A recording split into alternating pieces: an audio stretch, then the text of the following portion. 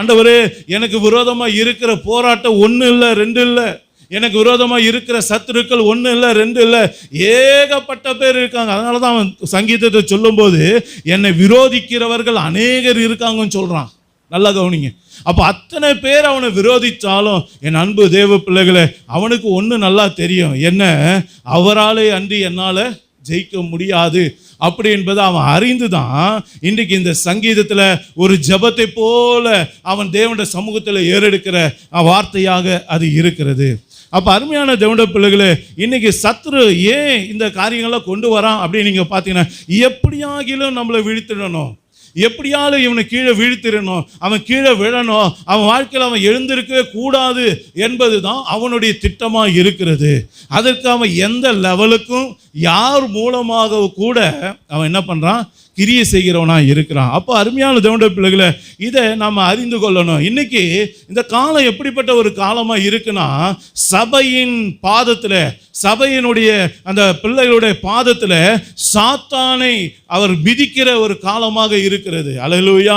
சபையினுடைய பிள்ளைகளுடைய காலையில், சபையின் காலில் அந்த சத்துருடைய காரியங்கள் எல்லாம் நம்ம மிதித்து போடும்படியாக தேவன் கிருபை செய்கிற ஒரு காலமாக இது இருக்கிறது. அதனால என் அன்பு தேவ பிள்ளைகளை, ஏதோ கண்ணீர் வடிக்கிற ஒரு வாழ்க்கையே நிரந்தரம் அல்ல. இது ஒரு நாளில் நடக்கிற ஒரு விஷயமும் அல்ல. ஒவ்வொரு நாளும் நம்ம முன்னேறி போயிட்டே இருக்கணும். ஒவ்வொரு நாளும் ஒரு புது பிரச்சனை வரும். இன்றைக்கு வந்தவன் நாளைக்கு வருவான், நாளைக்கு வந்தவன் காட்டில் இன்னொருத்தன் வேற ஒருத்தன் வருவான். இப்படி ஒவ்வொரு நாளும் வரும்போது ஒவ்வொரு நாளும் நாம் மிதித்து நம்ம நசுக்கி அதெல்லாம் மேற்கொண்டு போகணும்னா கர்த்தர் நம்மோடு கூட பேசுகிறார். அப்போ அருமையான தேவனுடைய பிள்ளைகளே, இன்றைக்கி நம்ம ஆவிக்குரிய வாழ்க்கையில் நாம் எப்படிப்பட்டவர்களாக இருக்கணும்னா, இந்த போராட்டங்களாக ஒரு நாள் நமக்கு மேலே இருக்கக்கூடாது. நல்லா புரிந்து கொள்ளுங்க. அது வரும்போது எப்படி, செருப்பு நீங்கள் பார்த்துருக்கீங்களா? செருப்பு எத்தனை பேர் பார்த்துருக்கீங்க? விற்கும்போது எங்கே இருக்குது? கடையில் இருக்குது. எங்கே இருக்குது? ஏசி போட்டு அழகாக கண்ணாடியில் எங்கே இருக்குது? ஆமாம், ஷோகேஸில் இருக்குது.